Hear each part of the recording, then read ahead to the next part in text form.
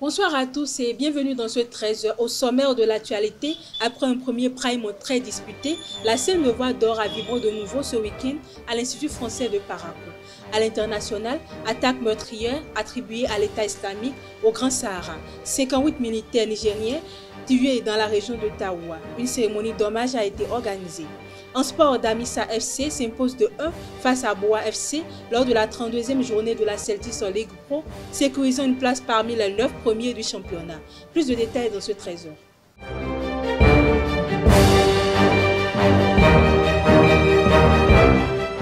À nouveau, bonsoir mesdames et messieurs. Comme je l'ai annoncé tout à l'heure dans le sommaire, après un premier prime très disputé, la scène de voix d'or a de nouveau vibré ce week-end à l'Institut français de Parakou.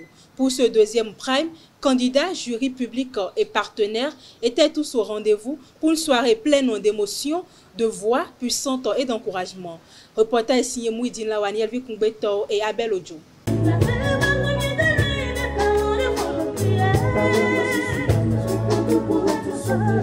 Le second prime de la Voix d'Or a offert un véritable spectacle ce week-end à l'Institut français de Parakou. Un prime spécial où les challengers ont été mis à l'épreuve à travers des prestations en live sur des morceaux imposés. Un défi relevé avec audace et talent.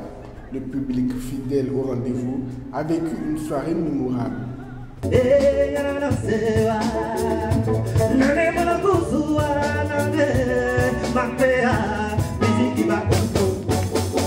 Présents sur place, les partenaires de l'événement ont salué l'énergie de cette édition, exprimant leur satisfaction d'être associés à une initiative qui valorise la scène musicale locale et les jeunes talents.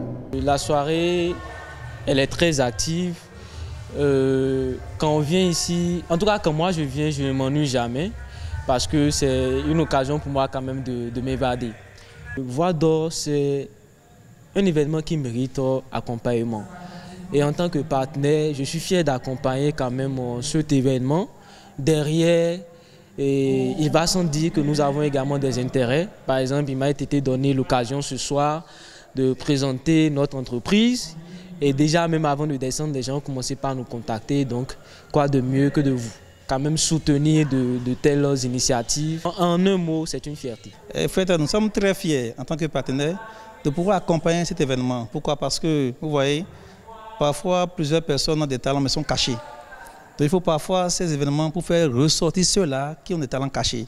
Vous voyez, j'ai été vraiment très surpris, très honoré et très content du fait que mes jeunes frères, mes jeunes sœurs ont fait de leur mieux ce qu'ils pouvaient faire. La preuve, on se croyait qu'on sait. Parce que tout s'est bien passé, l'ambiance y était, chacun a donné le meilleur de lui-même. Et je pense qu'à la prochaine fois, vraiment, on aura vraiment à voir de bonnes choses. Sur scène, les performances ont séduit au point de compliquer la tâche au jury. Vocalement parlant, franchement, ils sont au top. Par exemple, nous avons auditionné 13 candidats. Et sur les 13 candidats, c'est peut-être à peine un seul qui n'était pas très juste. Mais pour le reste, là, je peux dire que tous, ils sont artistes. Et on avait eu du mal à noter, on a eu du mal à éliminer. On a même eu, vous avez vu ce qui s'est passé, on a eu du mal, franchement. On a pris banalement 1 heure de temps à classer, à reclasser, à réfléchir, à réfléchir. Mais comme dans toute compétition, chaque étape apporte son lot de décisions difficiles. À l'issue du suprême, 2 candidats ont été éliminés, réduisant le nombre de prétendants au titre tant convoité. La pression monte, la compétition s'intensifie et la Voix d'Or de cette année se rapproche note après note. Le gouvernement béninois a décrété la journée du jeudi 29 mai 2025 férié, chômé et payé sur toute l'étendue du territoire national. Cette décision s'inscrit dans le cadre de la célébration de l'Ascension. L'annonce a été faite ce lundi 26 mai par le ministre du Travail et de la Fonction publique, Adijatou Matisse, conformément à la loi numéro 90-019 du 27 juillet 1990 fixant les fêtes légales au Bénin. Invité ce dimanche sur Canal 3 Bénin, le ministre conseiller Jacques Ayadji a lancé un défi à l'opposition. Engager des débats contradictoires sur les infrastructures et les travaux publics. Se disant prêt à confronter les idées, il appelle à un échange direct et argumenté pour éclairer l'opinion sur les réalisations du gouvernement. Le défi est lancé, qui le relèvera, a-t-il déclaré, invitant l'opposition à un dialogue franc sur les enjeux du développement national. Une altercation d'une rare violence a éclaté dans la nuit du vendredi 23 mai 2025 à la buvette Topostar à Madjavi, commune de Djidja. Deux bouviers se sont affrontés et l'un d'eux a eu la main amputée au niveau du poignet. La victime, originaire de Zakan, a été évacuée en urgence au CHD Goko. Les deux présumés auteurs, dont l'un réside à Draou, ont été interpellés et présentés à la justice. Selon des sources locales, une querelle autour d'une femme pourrait être à l'origine du drame. L'enquête est en cours. Un viol collectif a bouleversé la commune d'Atiémé le vendredi 23 mai 2025. Une élève de 14 ans de retour de l'école a été piégée par une femme qui lui aurait demandé de l'aide pour porter un colis. Conduite dans une chambre, l'adolescente s'est retrouvée seule face à 3 hommes. La femme présumée complice l'a laissée aux mains des agresseurs qui ont abusé d'elle tour à tour. L'affaire relayée par le matinal suscite l'indignation. Les autorités sont appelées à diligenter une enquête et à traduire les auteurs devant la justice. Hors de nos frontières, une attaque de grande ampleur attribuée à l'État islamique au Grand Sahara, EIGS, a coûté la vie à 58 militaires nigériens à Ekwenouane, dans la région de Tawa. L'assaut survenu dimanche contre une unité d'élite du bataillon de renseignement et de surveillance BRS a provoqué d'importantes pertes humaines et matérielles. Une cérémonie d'hommage a été organisée le lundi. Le chef d'état-major s'est rendu sur place pour soutenir les troupes. Ce drame ravive les inquiétudes sécuritaires dans cette zone frontalière du Mali, régulièrement ciblée par les groupes djihadistes. Face à la crise interne du Parti démocratique de Côte d'Ivoire, PDCI, provoqué par l'inéligibilité de Tidjane Otiam, Jean-Louis Bilon, figure dissidente, annonce sa candidature pour la présidentielle d'octobre. Lors d'une conférence à Abidjan, il a appelé au débat démocratique au sein du parti, affirmant qu'il avancerait même sans soutien officiel. Si certains cadres dénoncent une démarche individuelle, Bilon a su bénéficier de soutien extérieur et mise sur une alliance politique pour remporter le scrutin. Le PDCI doit désormais choisir entre défendre Thiam en justice ou accepter Bilon dans un contexte politique tendu. En sport, Damissa FC s'impose face à Boa FC sur le score de 2-1 lors de la 32e journée de la Celtics League Pro. Une victoire qui permet aux hommes de Ndali de sécuriser une place parmi les 9 premiers de la Celtics League Pro 2024-2025.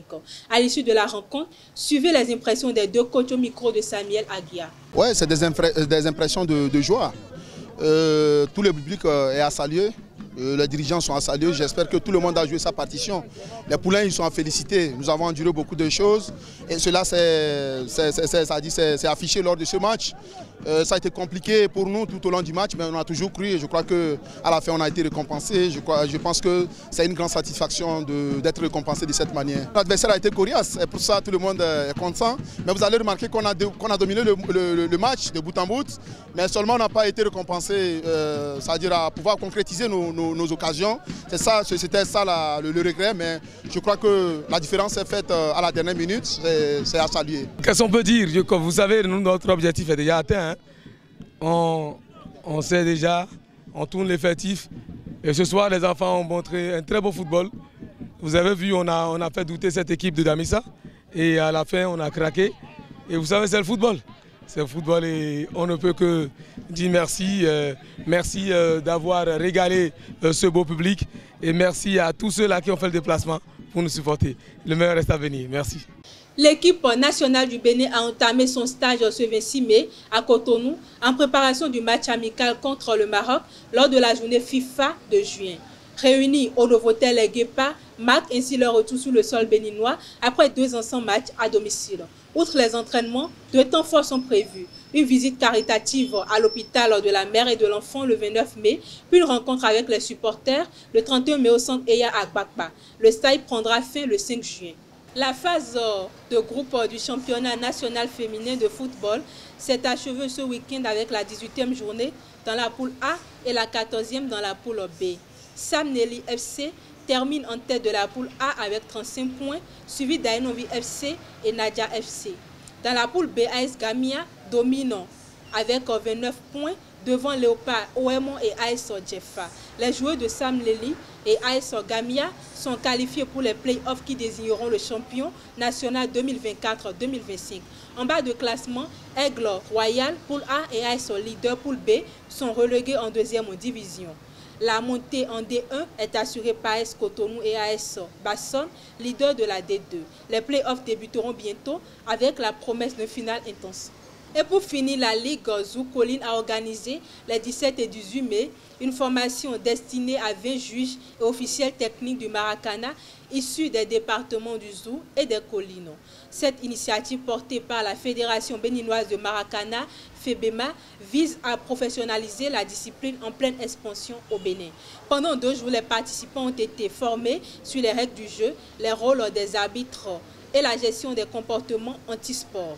Cette action saluée par les bénéficiaires s'inscrit dans la volonté de garantir des compétences plus rigoureuses, impartiales et mieux organisées, tout en renforçant les valeurs éducatives du sport. C'est tout pour ce 13h. Merci de m'avoir suivi. Bon appétit chez vous et à très bientôt.